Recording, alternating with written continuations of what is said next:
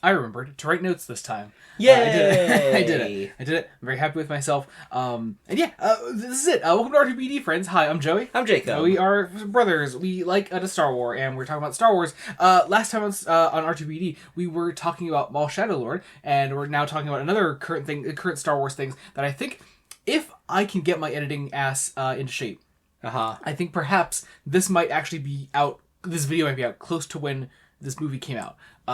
So hopefully, I believe in myself. So we'll see. At the time of recording this, our video on Battle Scars goes out tomorrow. I see. Okay. So hopefully in short order, I can get the Maul Shadowlord one out, and then this one. Anyway, this is out now. This is out now. If you're listening to it right now, this is it. If it's somehow not out, and you are listening to this, yeah, how did you get into his computer? But yeah, we actually got to see the Mandalorian and Grogu yesterday. We actually found the time to record it like almost immediately after, day after. So that rarely happens for us. We had a day to sit with it, and we're here to talk about it. This is a full spoiler review. If you have not seen the Mandalorian and Grogu, you should go see it because it's a fun time. Go see it. That's the review. If you want to know a spoiler one, it's a good time. Go see it. Yeah, good time. Go see it. Yeah. The spoiler thoughts are a lot more complicated than that, obviously, but. Overall, I think to kick this off, I enjoyed the Mandalorian and Grogu. I'm glad I enjoyed the Mandalorian and Grogu. The title's a handful. First off, I hate saying the title consistently. I hate being like the Mandalorian and Grogu. I understand why. It's to differentiate it from the show. Legit, whenever I say the title to somebody, or whenever I say like I'm going to see it, or I went to see it, etc., I just keep saying the Mandalorian movie. I don't know why that rolls off the tongue. It's the same amount of syllables. It just rolls up. No, sorry. One less syllable. I'll say it's one less syllable, but I obviously follow your meaning. Either way, it rolls off the tongue way better. I don't know. And people know what you mean when you say the Mandalorian movie. Whatever.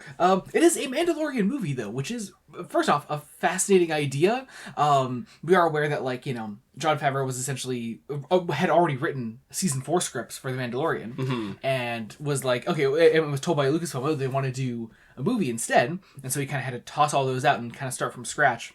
I could definitely see the writing styles, though, of, what would have been probably 2 story arcs. Yeah, I mean, hell, even the editing style of the film can be somewhat TV-ish sometimes. Yeah, there's a couple times. We'll get more into that shortly. But, the only thing I know that got carried over to this from Season 4 was, I think, the guy that played Coin, the Imperial guy. The Imperial guy, yes. He said that he was supposed to be in a significant portion of Season 4, and that got shifted to whatever storyline was in here in the movie, which I guess in this case would be the first half of the movie. The first half and loose mentions in the second half. Yeah. I have heard it said in the past by some people that I had heard it before I went to see the movie that the film has 2 very distinct halves, and I do agree with that. That there is sort of it's kind of although it is a 2+ hour movie, it does feel like 2 slightly longer episodes of the Mandalorian. Yeah. I can agree with that. Yeah. There's a very definite first half, second half. Yeah. I think that would probably be... Because I don't have a ton of negative things to say about the film, but if I do have to say a negative, and even then it's not entirely a thing I truly hate, is that sometimes it doesn't necessarily feel like a film. Like sometimes it's like, oh yeah, these are 2 longer Mandalorian episodes, and also they're smushed together. The big thing that threw me off also was when they did the title sequence, and it's just the Mandalorian title sequence. It's the boom, and then you get the title. The Mandalorian title is and Grogu. And then they even nix any other sort of Star Wars film conventions, and they give it TV credits in the opening as well. Yes, they do Pedro Pascal, all the people that play the Mandalorian. They do that for the full crediting, and I found that really odd. And even the way they were spliced into the film in the first one, that very Top Gun montage when they were doing all the X-wings and Y-wings taking off and landing, whatever. Fucking Top Gun moment there. But it kind of looked like TV credits. The way that the names faded by, it just looked like TV credits. That kind of bothered me. Star Wars has never done show the names of the actors up front, because I feel like Star Wars films have always been about the immersion. And granted, to be fair, non-Skywalker Saga Star Wars films are still technically very new ground. Yeah. Rogue One is 10 years old, but also this is only the 3rd one, Not counting the Clone Wars movie, which is still just a longer Clone Wars episode. Same deal, basically, as this. Yeah. Because it literally was 4 episodes of Clone Wars smashed into a movie. And it is also technically a part of the Skywalker Saga style storytelling. Technically, but it isn't... Dave Filoni also did an interview where he was like, a Skywalker Saga film is one that opens with the big crawl. It has the bum, ba-dum, and it has the big... Sure, I'll agree with that, That's of a course. Skywalker Saga. You know what a Skywalker Saga movie feels like. Rogue One just opens with a shot of space. Solo, I give Solo a lot of shit. I really love the opening shot of Solo, the wiring there. I just think it's a great way to open a film. I love that as an opening shot. Opening shot of this? Fuck, what was it? Oh, what was the opening? I don't remember the opening shot. Oh no, was it? It was the boardroom of Imperials. Oh, that's it. Yeah, that was it. That's an odd first shot. It's an odd first shot, it's the kind show. Yeah, it's the kind of first shot we'd see in Mandalorian, which is odd because Favreau is not a bad film director. I like Iron Man. I really like Iron Man. Iron Man is good. Yeah, it is not so much a question of my thoughts on the quality of his films, more that I know that he knows how to shoot a film, and he still kind of shot The Mandalorian like it was a TV show. And I wonder, I mean, that could be for a lot of reasons. I don't know what kind of budget this had. I don't know what kind. It's a Star Wars movie. It's got a solid budget. It looks great. It looks great. To be fair, to say it's shot like a show says something about the budget or the VFX or anything like that. It is strictly a commentary on the way Favreau chooses to move the camera. Yeah, and I do wonder if for some reason he either couldn't not shoot it like the TV show, or he felt he didn't want to not shoot it like the TV show. Yeah, he felt like it kind of had to feel like the show. Yeah, which is also an odd point, because the film, I would argue, you don't need the show at all for it. You don't need the show at all to watch this movie. No. It is a totally standalone movie. You probably need to know your Star Wars a little bit. Yeah, you need to know a little bit of Star Wars to really get what's happening. But as, the only Star Wars movie that takes place between Return of the Jedi and The Force Awakens, you could do that. You could probably watch the original trilogy and go straight into The Mandalorian and Grogu. No one's going to argue with that. No one's gonna be lost watching this. I've heard the Glup Shadow complaints at this movie as well, but I don't know, Zeb's just a guy there. It's not like, oh yes, I remember when I was running around with Ezra and Kanan and blah blah blah blah blah. I'm the Rebels guy. Yeah, in the context of the movie, he is just part of the New Republic. Exactly. Yeah. You've got Rod the Hutt there. Story gives you everything you need to know. Yeah, all the introduction you need. Jabba's son. Done. Easy. Literally need nothing else. You got the Hutt twins that showed up in the Book of Boba Fett. But even then, the movie explains them. They're just the current rulers of the Hutt family, of the Hutt gangs. That's it. Yeah. It is such... I really do have to applaud this movie for just being a completely standalone piece of Star Wars media. And I do wonder, just observation in general, if you could go into this film without seeing the show, but because the show is so culturally popular, you would still know who Grogu is. Yeah, exactly. Who the Mandalorian is. Yes. I would be hard-pressed to find someone who doesn't know who those characters are. It is a film that is somewhat aware of what people watching it may have seen already. As far as I understand it, the general consensus seems to be that, everyone watched Mando seasons 1 and 2. They probably dropped off somewhere during Book of Boba Fett or season 3. Mm-hmm. And, and this might be their way to hop back in. If that's all you watched, you'll be fine. If you watched none of the show at all, you'll be fine. Here's a new Star Wars movie. That's all it is. And it's a fairly safe movie, I'll say as well. But I don't think that really detracts from the film at all. It has a nice resonant theme running throughout it. I like, to the point of the two halves of the film, I like why the film is called The Mandalorian and Grogu. As much shit as I give that. It's The Mandalorian and Grogu. It is that significant second half. It's making him more part of the adventure. You see, comparing it to the show, Grogu be a pretty active part of the adventure here. Yeah, oh god, yeah. Really taking the front lines here. He's part of the opening sequence, that great opening sequence on the snow planet. Yes. He's part of that. He's actively doing things alongside Din. He has a very specific part of the plan. Yeah.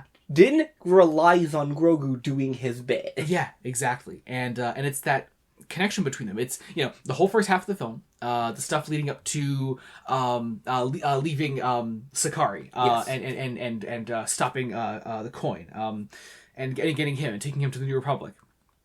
After that point, you enter the second half when Embo steals Din. You introduce the little Babu Fricks, and yes. you have your Jim Henson-y, puppety, wonderful space adventure that I really enjoyed. But to those different halves, the first half is all about Din saving Grogu. The second half is about Grogu saving Din, and then working together as a team and being an actual family. Yeah, I mean, it's and the movie, in case you miss it somehow, has a line about that. Yeah, in case you somehow missed what the movie is telling you. Yeah, there's the whole the I forget how exactly it goes. The old protects the young, and then the young protects the old. Yeah, which is apparently part of the Mandalorian creed. Not sure I've ever heard that part before. But it's there. It probably is there because of total speculation. But it's probably there because either at some point in the writing they were like, "Oh, people might miss this," or there was a test screening that missed the point. Yeah, I do really like how all the posters were kind of like, "Oh, it's the Pedro Pascal as Din Djarin," which first off is kind of bullshit. I do really like that the credits properly, the opening and closing credits properly credit the people that are the stunt double and the body double for the Mandalorian. Because Pedro Pascal is just a voice actor for this character, bar the very few scenes where he does not have his helmet on. Yeah.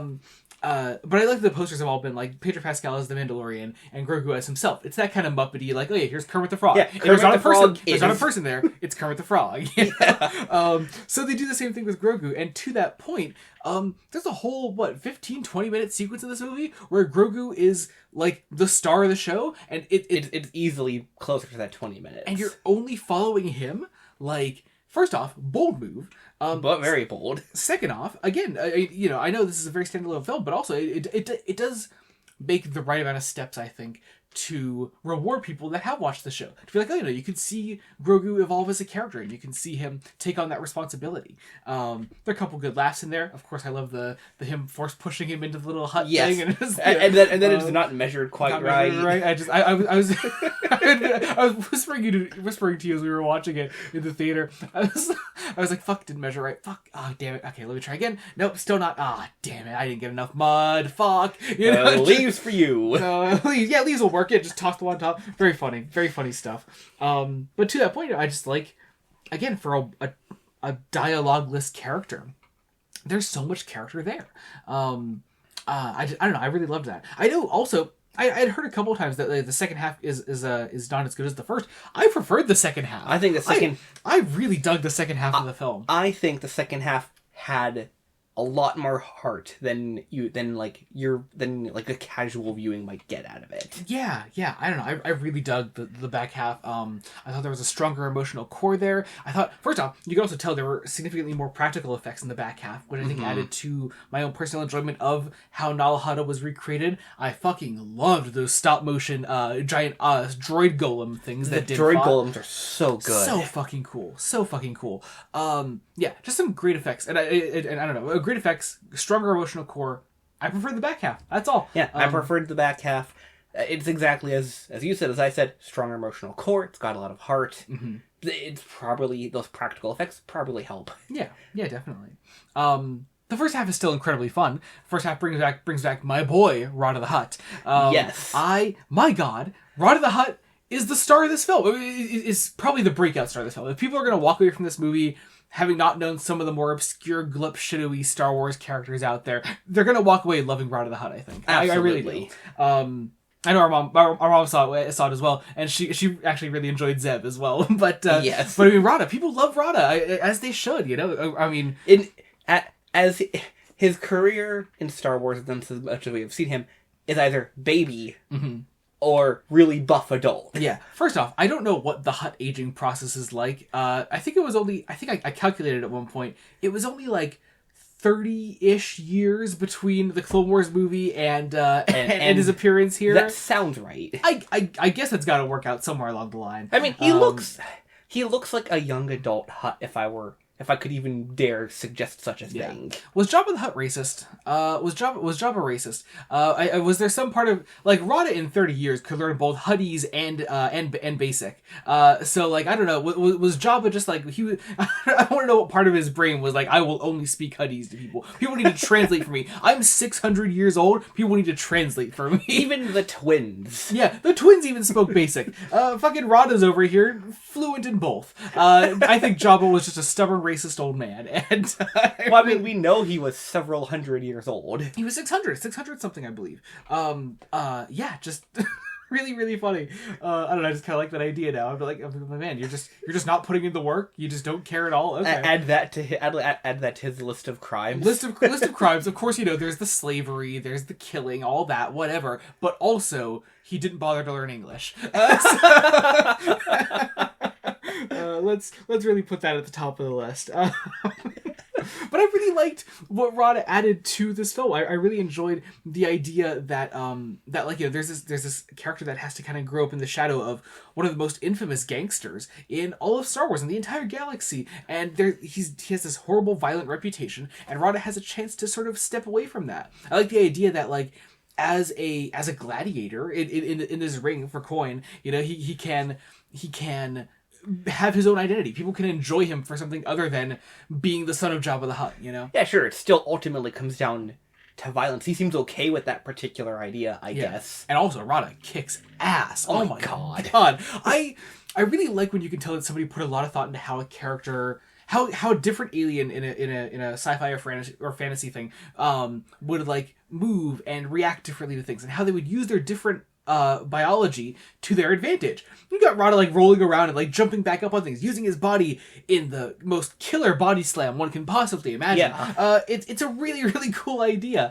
I just love the way he moves. It was just so well realized. I mean, to me, that was going to be obvious from the get when we see his fight scene, just by how he had to quote unquote run forward. Even I was like, how did he do? Oh, he just literally just brings himself forward with his arms. Use his arms and push. It's really fucking cool. I just love that idea. That moment alone told me this is gonna be very, very creative and very thoughtfully put forward fight choreography. Yeah. I also to the whole Sakari segment and to the plot structure of the entire film. I really like how you can kind of tell. I was watching a Brandon Sanderson lecture where he was kind of talking about plot structure and the way that Robert Jordan kind of did it when Robert Jordan was writing Wheel of Time, and he was like, Robert Jordan plotted out maybe 3 books. He was like, here's the beginning, here's the middle, here's the end. I need to get here to this point. And Robert Jordan kind of kept doing was kind of throwing a new obstacle in there and being like, okay, I'm going to take the time to really figure out how to overcome this obstacle. You just kind of keep throwing new things in there, and eventually Wheel of Time expanded to 14, 15 books, something like that. But in this case, you've got the very simple through line of Din has to go find Imperial guy, and we're gonna use the Hutts to get there because the Hutts will know where the Imperial guy is. Yes. Simple plot. We need to get to them. We need to get to Rada. Okay. Complication. Yeah. So that's the complication. Yeah, first complication. In order for the Hutts to cooperate, they need to go find Rada. Okay. Din's gonna go find Rada. We're going to find Rada. New complication. Rada knows where the Imperial guy is. Rada does not want to go back to the Hutts. We can find the Imperial guy, and we can get Rada away. Okay, simple. We're going to find the Imperial guy, get him to the New Republic, get Rada to safety. New complication. The Hutts are now aware of this. They send in a bounty hunter after Din, take him to Nala Hutta. They have also captured Rada in the meantime. Another new complication. I just like how you can kind of tell. You can kind of see the flow chart. You can see the plot structure being built up throughout the entire film, and just see how each new complication adds meaningfully to the story and forces our characters to overcome a new obstacle in a way that will test their relationships to one another. Because through that process, in finding Rada, you kind of draw a parallel between himself and Grogu with their fathers, and in going to find Coin, our Imperial guy, Coin captures Grogu, puts Din in the gladiator pit. We'll talk about that in a moment. Really love that. Yes. Really love that. And I just really like that. I just love the way that this tests each of our characters. All while doing its fun, ridiculous, puppety and CGI Star Warsy goodness. I famously, I think, I don't know if it's famously. Oh fuck it, famously. My favorite bit of Star Wars of all time is the first 45 minutes of Return of the Jedi. Yes. I really, really love. I think there is no piece of Star Wars that I think has a greater sense of adventure. Really just wants to go balls to the wall and be like, what can we put in here? What can make this truly feel like a galaxy far, far away? All telling a really cool story with its characters, doing a simple kind of heist rescue mission kind of thing. And it's ridiculous and it's fun and it's out there and it's pulpy and it's that kind of serialized Flash Gordon type fiction that George Lucas was inspired by when first creating Star Wars. Yeah, absolutely. It's brilliant. I love it. So this really appealed to my sensibilities as a Star Wars fan. First off, no piece of on-screen Star Wars media ever bar one episode of Star Wars: The Clone Wars, has featured more Hutts, more live action Hutts, especially specifically if we want to discount the Clone Wars thing. Sure. I, as a lifelong Jabba the Hutt lover, and Hutt lover in general, was really satisfied by this as well. I was especially satisfied to see in the special thanks section my boy Guillermo del Toro. Yes. That's my favorite credit in the Guillermo whole del Toro film. is credited for the special thanks section because apparently he was consulted for his Hutt expertise on this film. Which I still think is crazy that to get Hutt expertise you need to go technically outside of Disney. Yeah, you need to go to a guy that has never made a Star Wars thing officially. Yeah. but was in talk to do so at one point, and he wanted to make what I would argue would have been the greatest Star Wars film of all time. He wanted to make a Jabba the Hutt movie. Now that's my idea of a great Star Wars movie right there. Giro, I will be there. I will be there day one. I will man the puppets for Jabba's eyes. You know that was a thing back when I know everything. I know everything there is to know about Jabba the Hutt. There was a thing with the original Jabba puppet. There was a separate puppeteer with a little remote control to control the eyes because the eyes were a whole separate thing as part of the puppet for Jabba. Jabba is one of the greatest puppets of all time. Anyway, I digress. Moving on. I love Jabba the Hutt, so very happy with that. Very cool to see Guillermo del Toro credited for that. I think also Jon Favreau said that apparently del Toro was still interested in doing that film, which I'll take. I mean, I don't see him ever not wanting to do that film. Yeah, I think you jump at the opportunity. He could be in the middle of making his third greatest monster flick. Yeah. So he's called up. Jabba was greenlit. I'm there. He's there immediately. He's on the next plane, bro. He's on the next plane. I always get really sad that Guillermo del Toro really wants to make movies in my exact kind of nerd spheres that I'm already in. He wants to penetrate those spheres and be like, I want to make a Lord of the Rings movie. He was originally the guy to do the Hobbit movie. It was going to be a duology. And he got taken off of that. He was going to do a Jabba movie. He wants to do all these things with franchises that I already love, and he's never allowed to touch these things. And I need it. I really need it. This is not a Guillermo del Toro love letter of a review, but I can make it that if you want it to be.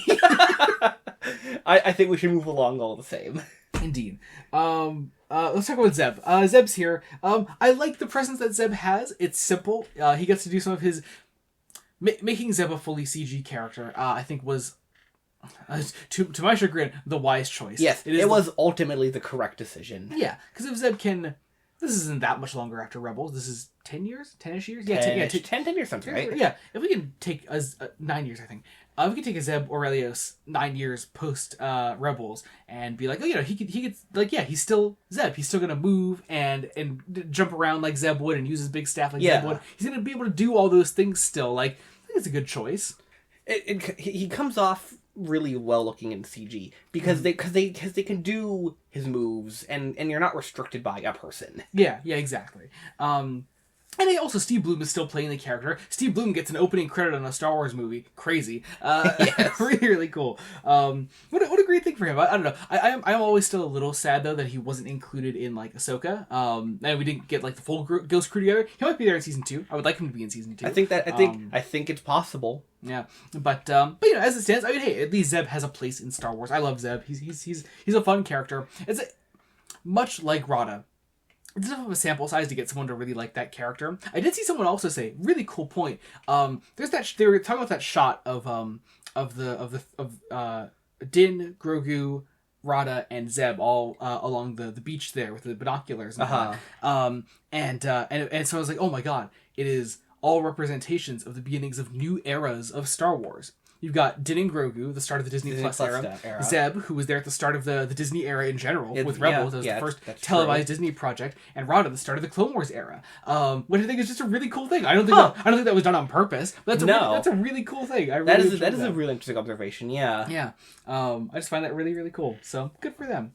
But yeah, Zeb's there. Embo's here as well. Speaking of my Glup Shadow Star Wars animated characters, I love Embo. I'm so glad he's moved into as many projects as he has. Yeah. Well, he's only ever been in Clone Wars and this. He wasn't in Bad Batch. No. Not that I could think of off the top of my head. I know he wasn't in Rebels. Yeah, no, it's just this in Clone Wars. So I mean, hey, it's it's a fun character to bring back. Another character that you don't need to know much about, because Embo has only ever been the guy to just come in, do something cool, and fuck off. You know? Yeah, that's literally all he ever does. He's never been more, and I'm okay with that. I've always loved Embo since I was a kid. He's the kind of character a kid would love, and that love has extended into my adulthood. and it helps that his writing always supports that. He is always written in that way. Like in this movie specifically, he's here for a job. He stayed because the job has continued. Mm-hmm. And I always like that, like, Embo sits in just the right space as a bounty hunter, as a character. He's not like Cad Bane or like Boba Fett, who get like ideas above their station, or who always like want to like something more out of their bounty hunter. Yeah, Embo's exactly. like, no. Once I get paid, I'm good. Like, I'm fine. And the end of this film is also very much like, oh, I'm not being paid. The situation's way above my pay grade. Yeah. You would even consider paying me. Yeah, I'm gone. Now, I haven't seen any behind the scenes photos to suggest that Embo would be practical at all. I believe he's also fully CG, like I would assume he is, like Zeb is. That's another point, just like, yeah, he could move around like an animated character would. I always just love the way he uses his hat. Like, there's one shot, I think it was in the initial kidnapping sequence, when he like crashes down through the roof, and he comes down specifically with his head down. Yeah, head down. So he has like a little shield in front of him. Very fun. That would be such an impractical motion for like a regular person to try and replicate. Oh god, yeah. There's a point in like the middle of a fight, I think, towards the end of the film, when he jumps forward. He like uses his hat for as like a weapon or whatever, and then he like gets back up, didn't steal directly across from him. They're still locked in combat, but Embo takes a moment to put his hat back on and like twist it to the side a little bit. I'm just it's just, Embo is so good because he is so ridiculously impractical. It's really fun. On other fun characters that make small appearances in this film, we've got Carson Teva, which is very fun to see. A fun little Dave Filoni cameo with Trapper Wolf, which I really enjoy seeing. And also, new character to the Mandalorian corner of Star Wars. Ward, as played by Sigourney fucking Weaver, who's here just to give some missions, I guess. She's a Colonel? Was that her? I forget exactly what the title was, but like she's very much there to just. It is the definition of just like having a big name in the thing just to get people to buy tickets. Because again, it's like, oh cool, Sigourney Weaver's doing a Star Wars, awesome. She doesn't really do much at all. No, she's got a couple scenes. She very much seems to be in charge of a sector of Republic space that is involved with getting old Imperials. Yeah. So yeah, that's. She literally has a deck, like a sabacc deck. Yeah, she has a sabacc deck of criminals. Yeah. Which is my favorite detail. Yeah, very fun idea. I don't know, I can see... I don't think we're going to see a sequel to The Mandalorian and Grogu. I have to be honest. I have to be honest with myself. I have to be honest with the people. I just don't think we're going to see a sequel to this movie. I'm not sure where Din Djarin's journey takes him next. What version of Star Wars TV or movie we'll see him in. I could see Ward kind of spinning off of this though and being a larger force in the New Republic era. I think that's possible. Pre-sequel trilogy. I could see that becoming a thing. We'll see. But yeah. We gotta talk about the monsters. The monsters. The fighting pit.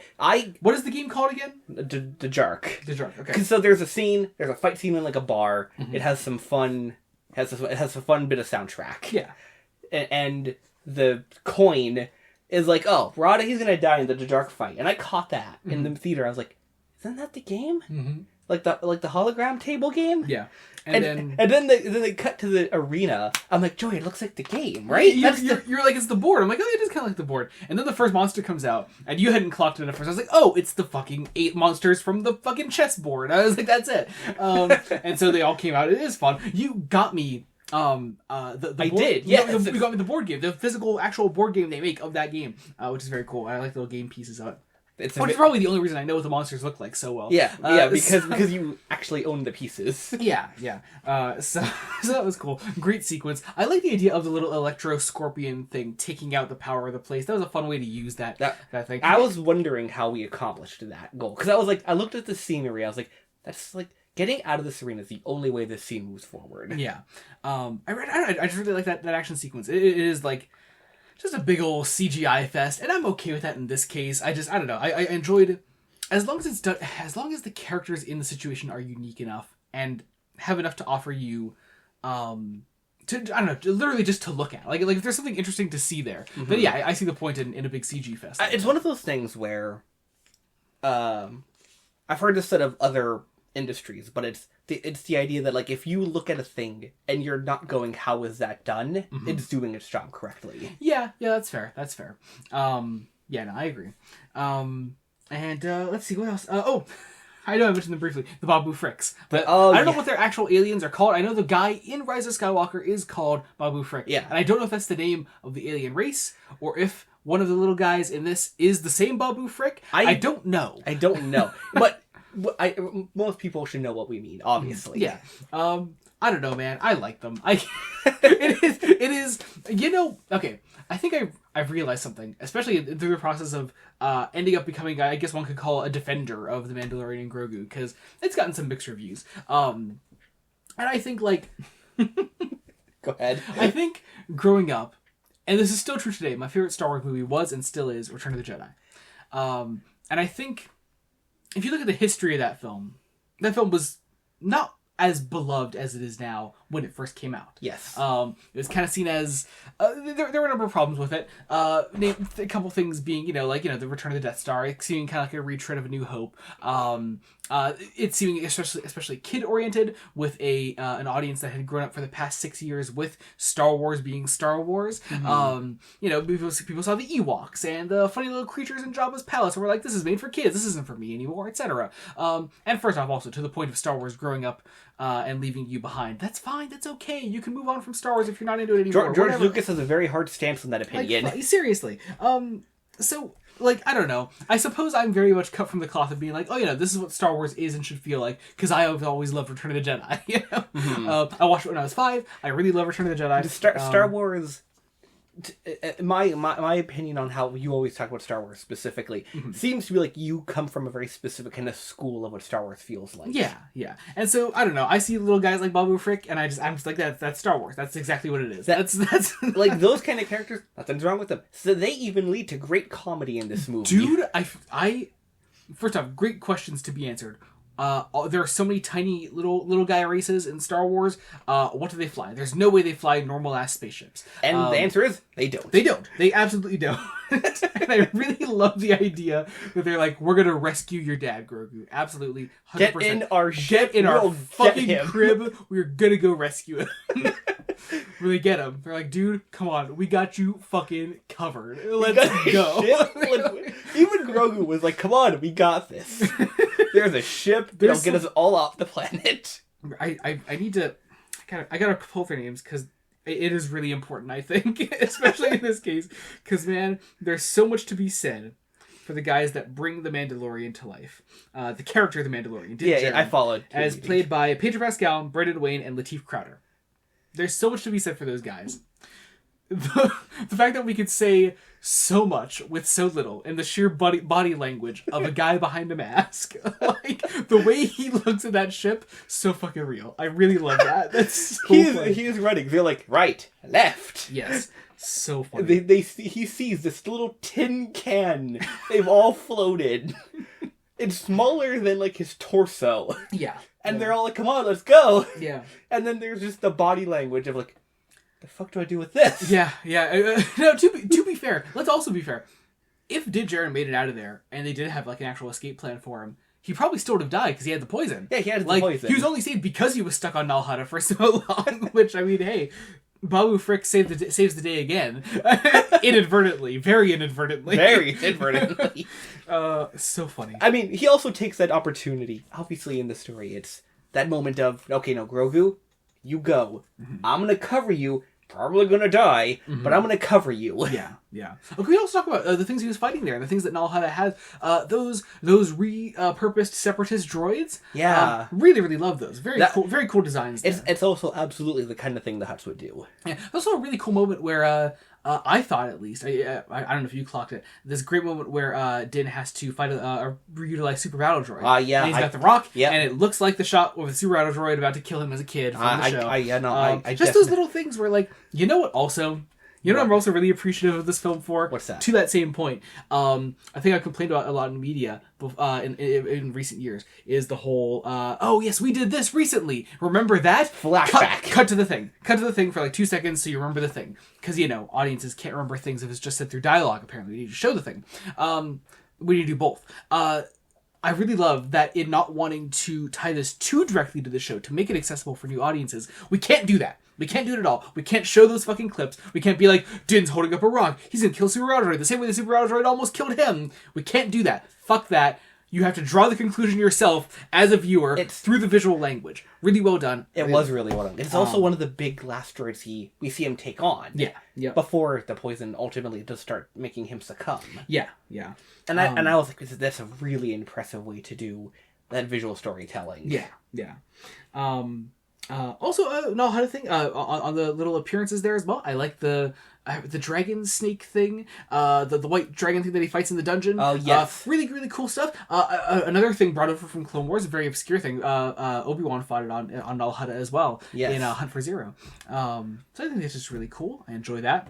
Other small appearances. I love the little monkey man played by Martin Scorsese. Really really cool. That was fun. He knew exactly what he had to do for his voice acting there. I love that Martin Scorsese has entered the specific kind of old man era where he can kind of laugh at himself. He gained a lot of internet notoriety for being the whole anti-MCU, that's not cinema slop. Yeah. Oh god, yes. kind of argument. But here he is doing a Star Wars, and it's really cool. I really like that. I like that he could just kind of let himself be old man Martin Scorsese like that. In terms of the character, he's fun. He's a fun little character.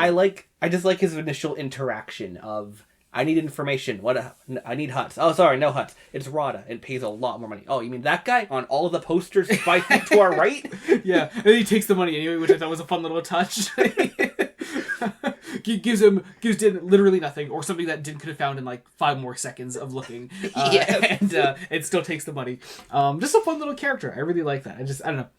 Star Wars just thrives on those tiny side characters that you can just see and be like, oh, I really enjoy that, and then just move on from that, because it's just, they don't need to be. They don't all need to be glup shadows and spin-off material, No. It's they can just be fun little guys. And I enjoy that. I think that's it. That's all I had for The Mandalorian and Grogu. I enjoyed it. I had a good time. I had a really good time. And we said this as the credits were wrapping up when we watched it. Not every Star Wars film is galaxy ending. Yeah. Just a smaller scale adventure. Exactly what this kind of movie needs to be. There was a fantastic point that Star Wars Explained made in his review of just being the Mandalorian and Grogu, if nothing else, is really small scale. And that's a good thing for a few reasons. First off, you need to acclimatize the audience that not everything is going to be the Skywalker saga. You can bring it to a smaller scale. Even Rogue One is pretty big scale. Solo, smaller scale. A step in that direction. Yeah. And in this case, we have another Star Wars movie coming out next year. We've got Starfighter, directed by Sean Levy, starring Ryan Gosling. Ryan Gosling starring in a Star Wars movie. Crazy. But we have the same thing coming out around this time next year. And I just kind of like that the movie that is definitely going to be a bigger risk is not Star Wars' first return to theaters in 6 years, yes. or in 7 years. It's not. It doesn't have to be that we can just kind of take the load off of that and just be like, here's a small scale adventure. Star Wars is back in theaters. Get used to the idea again, and then bring us in with Starfighter. I like that idea as well. So that's a great point. Looking forward to Starfighter. I don't know what Starfighter is going to be yet. No clue. Looking forward to whatever it may be. I know Matt Smith is in it as well. He's going to be the bad guy in it, I believe. If it follows the trend of the sort of storytelling that The Mandalorian has set up, and also Mandalorian and Grogu, probably tracking down more Imperials. Well, it's post Rise of Skywalker. That's right. Did you know this? No, I do remember. I forgot. Yeah, post Rise of Skywalker. That's right. I'm not sure. I don't know what a post Rise of Skywalker Star Wars looks like yet because they haven't done it yet. No, it's very much untreaded territory. Yeah, so we'll see what that looks like. And also, as far as Sean Levy interviews are to be believed, he kept kind of asking if anyone any of the executives at Lucasfilm wanted returning Star Wars characters in Starfighter. They just kept actively steering him away from that. Just be like, no, just tell your own story. New characters, new thing. Just make a new era for yourself. Just make it its own thing. So I really enjoyed that idea. Plus, we have the re-release of A New Hope coming out next year in its quote unquote original theatrical release version, which I really enjoy that idea of as well. I'm excited for that. Can we get Disney Plus releases? Who's to say? Would be nice, but we shall see. We shall see. And also, that's not getting into the point of the idea that it's not truly the original. If you're restoring the footage, it's not the original thing. But whatever. Yeah. Unrelated. I guess that does it though for us today. I really enjoyed this. I enjoyed this experience. I liked going to see a new Star Wars in a movie theater. That was a good experience. And actually new Star Wars. Yes, yeah, because we went to see Revenge of the Sith when that came out for last year for the re-release, and Phantom Menace the year before that when that was out. Did you do that? I forget. I did that. Yeah, because you weren't in. Yeah, and I did that. But yeah. So it's cool to see like new Star Wars back in theaters. It's a cool feeling. It's an exciting feeling. Looking forward to more. Plus, we have Disney Plus things happening. We have Ahsoka Season 2 coming out, I think, early next year now. I think it was supposed to be originally late this year. But yeah, it was. I remember you telling me it got delayed. So yeah, or pushed back, I suppose. Yeah. Lots of fun Star Wars on the horizon, and lots of fun R2-BD on the horizon as well. Our next episode, I believe, will be Survivor, Jedi Survivor. Yes, we're playing Jedi Survivor, and we're gonna talk about that, and we're gonna see how that goes. If you have not seen our past episodes on the Cal Kestis Saga, the Jedi journey, we've covered Fallen Order, Dark Temple, and Battle Scars. That's all out right now. You can check those out as well. You can also check out our last episode for Maul Shadow Lord. That was a great time as well. And yeah, that's it. All past episodes are really good. There's a playlist on the channel. Go check that out. Watch all of our stuff, please. So I'm begging you. That was I had a good time with this. You know the people will have a good time with. What's that, Joey? Our Patreon. Patreon.com/Blood Studios. You can get all kinds of fun things there, like early Star Trek reviews, exclusive Star Trek commentaries, fresh face extras, bad movie commentaries. And if you're not into any of that, there is so much of it. There's a $1 general support tier. It is the Cadet tier. You'll get your name down below on every video we put out. People will see your name down there, see you're a cool person, they want to be a cool person too, and they will join the Patreon. That is exactly how it goes. I have it on good authority. Thank you all so much for watching. Subscribe to the channel. Thank you. And until next time, this has been Joey Morgan. I'm Jacob. Goodbye.